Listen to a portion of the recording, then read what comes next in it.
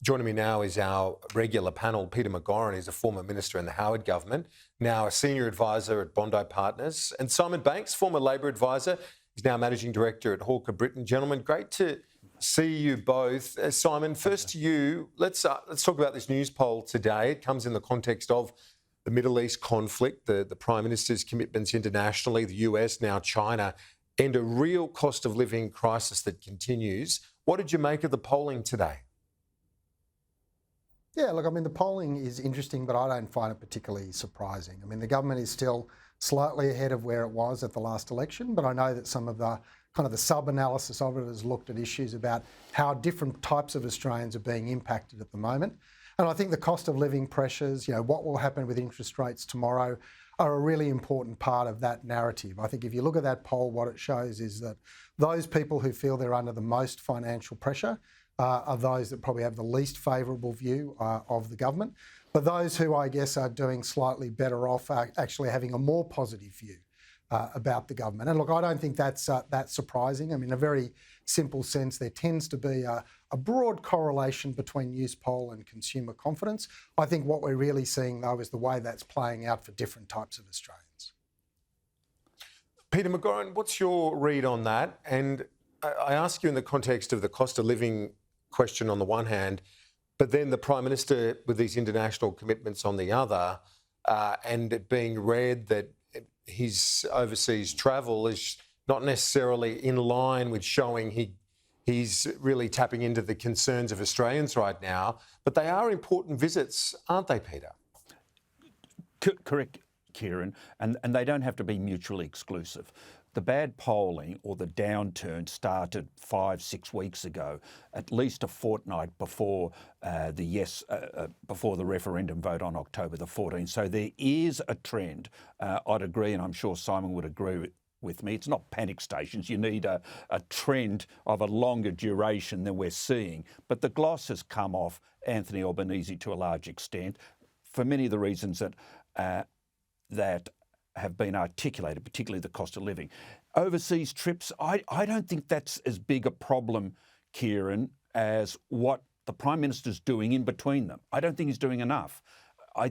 If he wants any gratuitous advice, and I'm sure he doesn't, I'd stop the meet and greets that seem to dominate on the times when he is on Australian soil. I wouldn't let him out of a suit and a tie, and I'd have him focused on those cost of living issues. I think Australians understand that it's the conference season and they're all very important visits, critical to our well-being and our standard of living. But when he is in Australia during this period of strain and stress, he's not seen to be doing enough.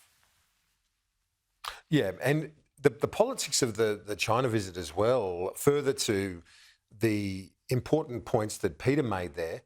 Simon, you look at the recent election and the blowback that was felt by the Liberal Party, particularly in those seats where there's a large percentage of Chinese Australians. They would like to see this relationship back on an even keel, which it clearly is approaching that now. Yeah, well, I think they do want that relationship stabilised. And that's not to say that Australia, has to agree with everything that China does, and we clearly do not. And Prime Minister Albanese is making that very clear in this visit in Beijing. But we do need to find a basis where we can talk about these issues going forward. And I think this was the problem that ultimately manifested during the term of the previous government, is that relationship broke down. There really wasn't discussion going on. And we're not going to solve the bigger issues that are there with China around human rights, the South China Sea and those sorts of issues. We're not going to make progress on those issues unless we've got a basis to have a conversation and a sensible conversation. I'm not pretending they're going to be easy. I think there's a long way to go in this relationship and there's still a lot of disagreement in it. But it's also important that, a lot of our farmers and other key industries are not being unfairly punished by the Chinese because of some of the relationship issues that developed. So getting it back, as you said, Kieran, on a more even keel is important, not just in its own right, not only in the short term around the trade outcomes and benefits, but because it enables us to have a more proper and mature conversation with China about those much more difficult issues. Peter McGauran, what's your read on this as someone who's worked not just in politics, but as a diplomat yourself? the fact that these talks are happening in and of themselves, that's significant. The first time a Prime Minister's been there in more than 7 years, Peter. Credit where credit's due, Kieran. The Prime Minister hasn't put a foot wrong. Not since coming to power. He didn't bow, scrape or give in or compromise to the Chinese, so they came to the realisation they're not going to get any further with an Albanese administration than they did with a Morrison or Turnbull administration. He's avoided much of the bellicose language, even though I understand our American friends want to return to the good old days where Australians told China where to go for the rent.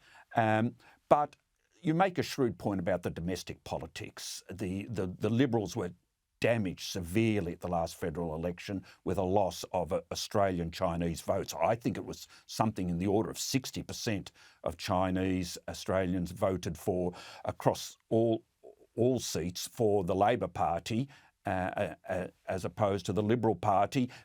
I think they'll now be a locked-in vote to a certain extent, at least for the Labor Party. So there is a spin-off domestically for the government in their handling of the Chinese re-stabilisation of the relationship.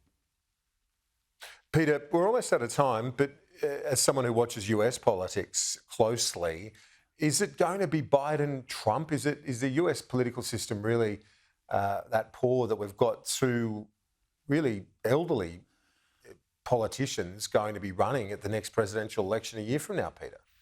Astonishingly, Kieran, I thought Annalise captured it brilliantly in the piece before us.